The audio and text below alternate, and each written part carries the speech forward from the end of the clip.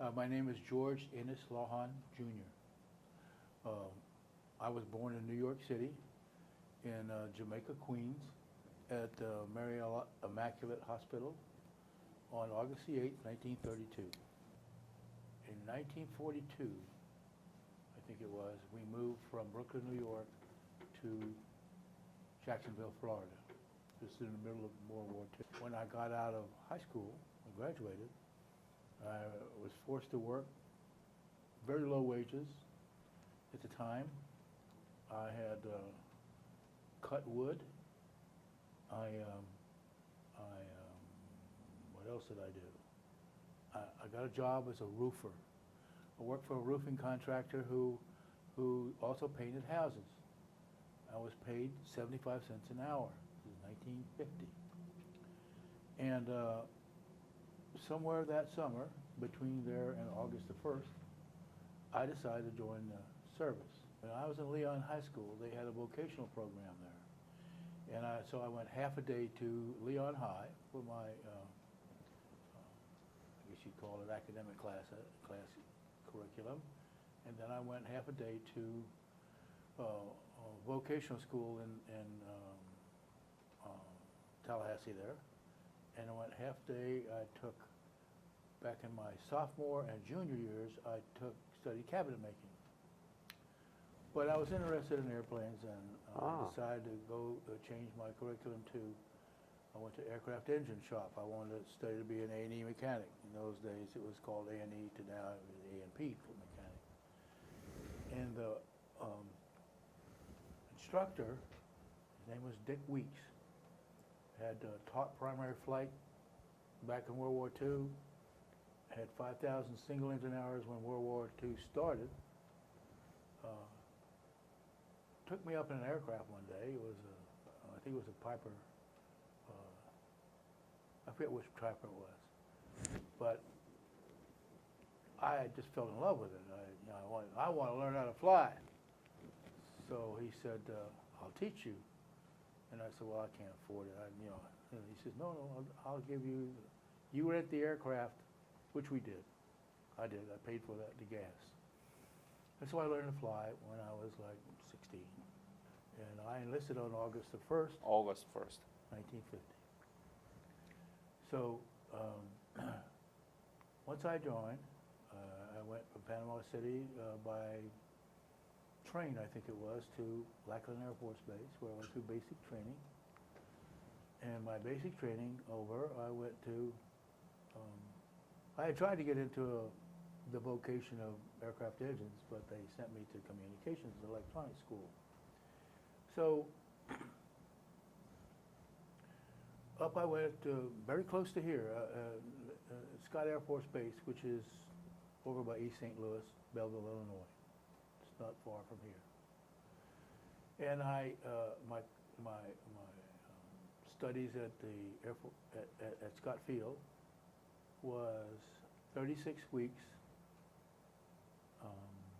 6 days a week, 8 hours a day. Now, when that started, I could turn on a radio, and that was about it. All right. In fact, I knew more about turning on an aircraft radio than I did a regular. So, while I was in, I had a chance to apply for as an instructor, but obviously they needed an MOS, the job description that I was learning at Scott, more than they did. When I reported for duty for my first assignment, I went to see I was said go see the comm chief guy, the comm charge of communications. And so he said to me, are you the new guy? I said, yes, sir. He said, don't call me sir, I'm a sergeant. I said, yes, sir. So he got kind of angry with me, but I tend to be literal. And so he took me out, and he asked me first, did I know how to repair a BC 610, which is a Collins transmitter. You may not be familiar with it, but it's about that tall, about that wide, about that deep. Today you could probably hold the same electronics in your hand. And he said,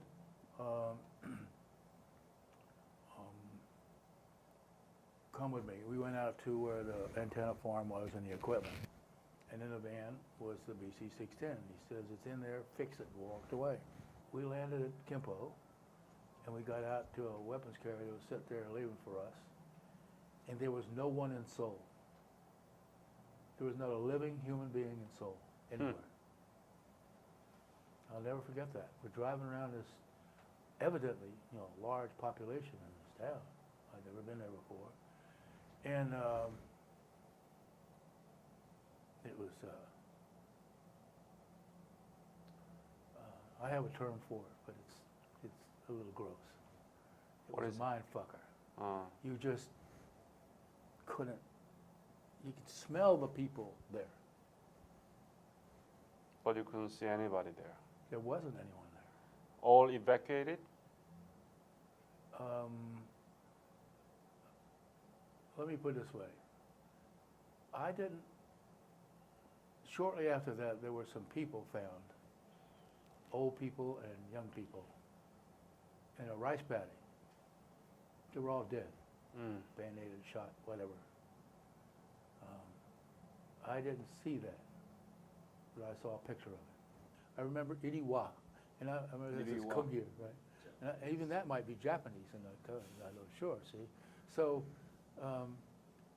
but trying to remember something personal, we had a chaplain who had, in our outfit, organized an orphanage of Korean kids.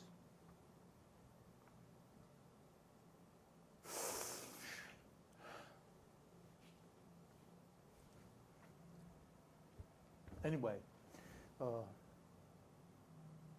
those, how can I put it? I can't speak for other people, but by circumstance, I encountered personally Koreans very little. Not Very what? Not much contact. Yeah. Because most of my work was in the field with the equipment or what have you. So you could probably interview 1,000 guys and you get 1,000 different stories. I don't know how's it going. At that time, I guess because of World War II, a lot of crazies came back and were loading up the hospitals with mental problems. So Congress, I don't remember when, they must have done it when I was sleeping, in high school there, but they made an absolute one year and you're out of the theater because they didn't believe you could take it. And in my experience, it was a wise thing to do. Since then, in our political system, people who hadn't suffered that have thought, well, now we can send the same guys out 3, 4, 5 times. And if you were to talk to my wife who's sitting right over here, years ago I told her it's going to backfire on them. They're going to come back like that. They're going to be committing suicide. They're going to do a lot of things to themselves and their loved ones because these people needed people. So, and I believe they're learning that now. All of a sudden, it's going, we got to do something. Now the VA hospitals are loaded. What can I tell you? Well, I was there a year, and I left and came back, and I was sent to San Angelo, Texas, Goodfellow Air Force Base, where I worked until I was transferred to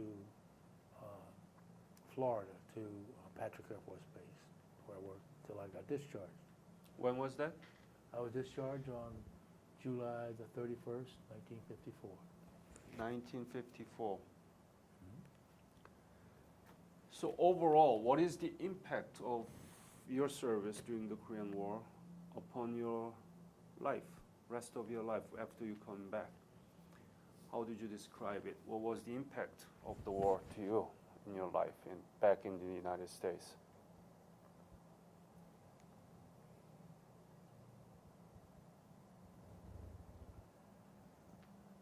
Not much of it to laugh about, a lot to cry about.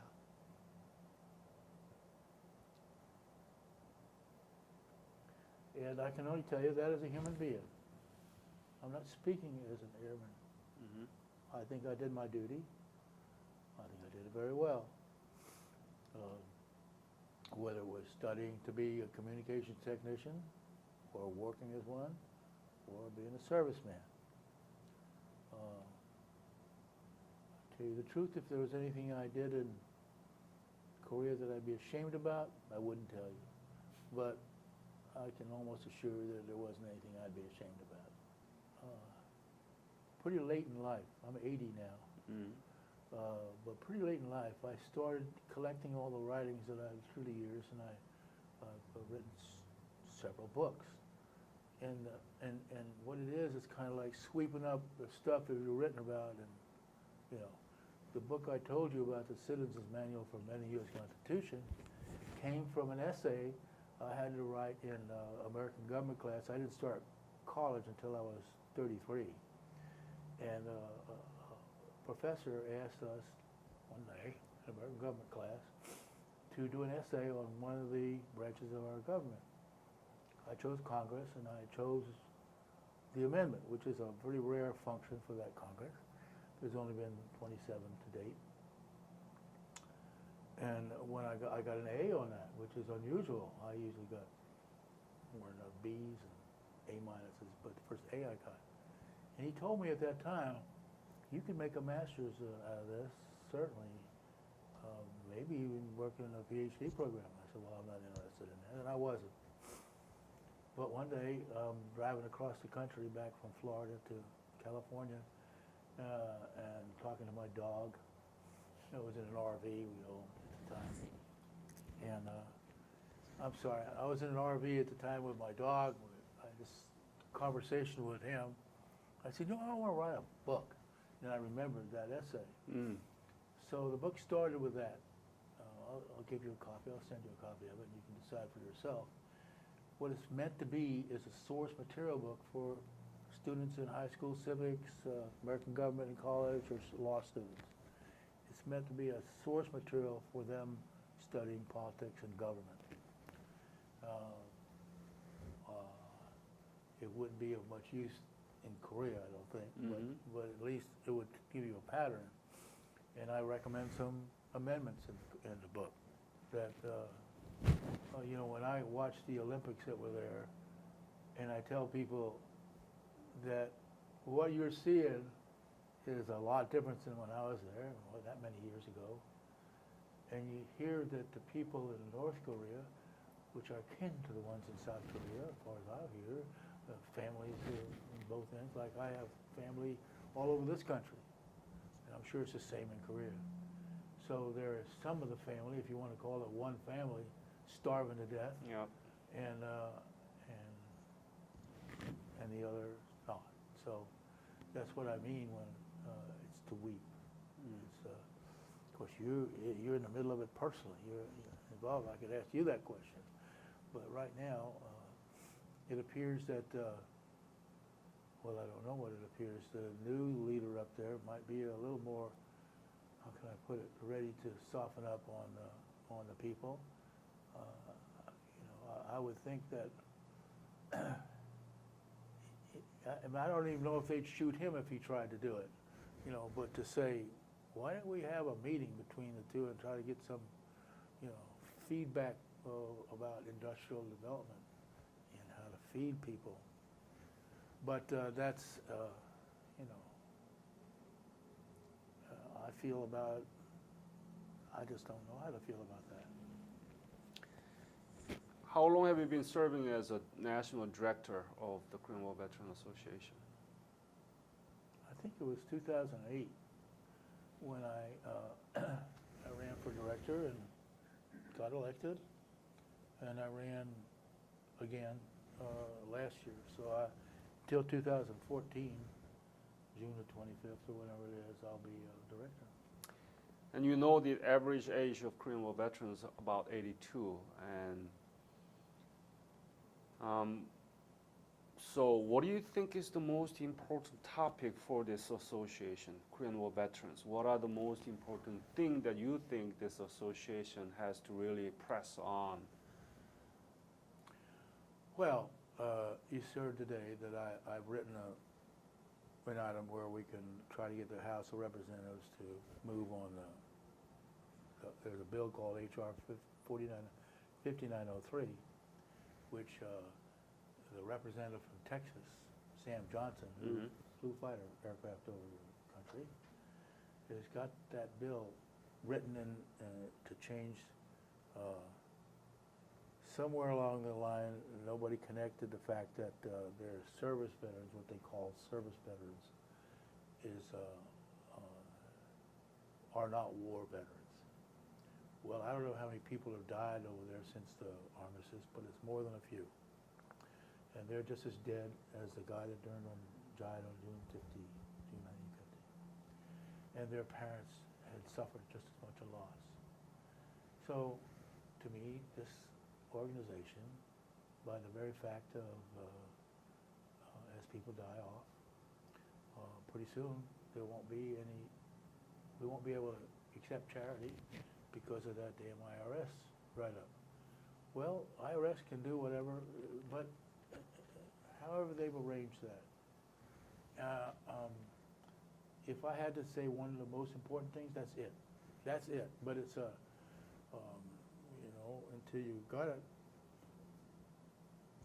If you want to know how many votes it takes to guarantee it in Congress, well, there's 450 members, right? That means you have to have 218 to ensure the vote, right? Right now, that vote has 5 co-sponsors. That's the reality. So that's what we're trying to deal with. Although some people say, "Oh, it's sure to go." Well, I don't know. We'll see. So that's the most important thing. But let's just assume that there is that goes through. The new House comes in. I think it's going to be the 113th Congress. When they come in, they say, "Oh, here's something we really have to pass." They do it. IRS says, "Oh, they changed their rule." Let's just say that happens.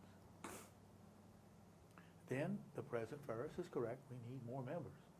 We need more members. And for whatever reason. Now, if you want to know more about me, if you look back through the issues since 2008 of the Graybeards, you'll find out I've written quite a few articles. So that will acquaint yourself how I feel about the Korean War Veterans Association and its goals. And I urge you to go read those. The last 3 words in almost every article is duty, honor, country. My first marriage ended after 17 years, okay? But we separated and then it ended a few more years for that.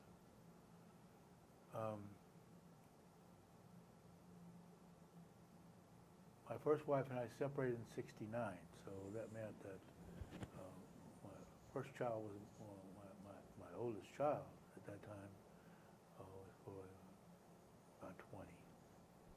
Not then, no, but I'm sorry. 60. He was born in '54, so 14 years old. 12, 13, 14. And we never had a conversation at all. I've not had any with my granddaughters either, and my grandsons, because they've never asked. And so, what I think about the program that Larry Keinert, who runs Telamerica, that's where it's been most effective. In my opinion, that is the single most thing that this organization has done to advance what you're talking about, which is to acquaint both generations with it. So, if I were putting my money, it would be on an expansion of the Telamerica program, not because I can tell you, I've given some of my books to my granddaughters, and they've never even acknowledged it. So maybe it's just me, maybe it's just what happens in my family, but I'm saying that I think, like I said, what would be better is to find some way to expand Telamerica, maybe more or less in a different direction. So I don't have much confidence in what you're doing about that. What is your message to the future generation about the Korean War? if there is any? Well, the message is pretty clear. It just didn't get fixed the right way. In other words, the message is pretty clear. After World War II, we went into a country and we conquered them. We didn't conquer North Korea. So we can't do a George Marshall Plan, right, which worked. We actually put our own people to work fixing Europe. That's the way capitalism works the best, right? So we put them on their feet, and we put South Korea on its feet. Unfortunately, half the families in South Korea have families up in North Korea. That complicates it right there. When you're trying to win the whole, there are people that still want to be Nazis in Germany, but not too many. Not enough to make the problem a real problem. So Germany has become I don't use the word superpower. Technically wise, you could say that. And so is South Korea. I mean, the example is right there. If I was a novelist, I'd write a story about a guy that goes in with a small pistol and takes out all the people at the top of North Korea. It's over. But that's a fantasy, see. But it would work, you know. So you're asking me to speculate, and I'm speculating. Next year will be 60th anniversary of armistice.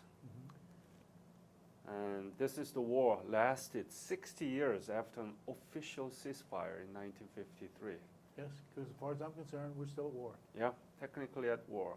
Would you be willing to sign if there is a petition to replace this armistice with the peace treaty? You don't need a petition from me. All you need is Congress to act on that, and a president that would do that. In order to let them move around, I think we need some voice from the people like you who actually fought. You know, to be truthful, I'll take that idea into my head, and if I feel like I can write something, I will let you know. But that's like, you know, we're talking high-level stuff, and I don't run around the street with a petition. You know, my feeling is I put my... No, I'm just talking about the idea of it. Well, you asked me would I sign a petition, and I politely told you probably no. And I politely said I'll write you an article about what I think about that. I mean, I'll write you a letter, me to you, okay? And you may not like it or you may like it, but I do go to sleep every night not worrying about what I've said.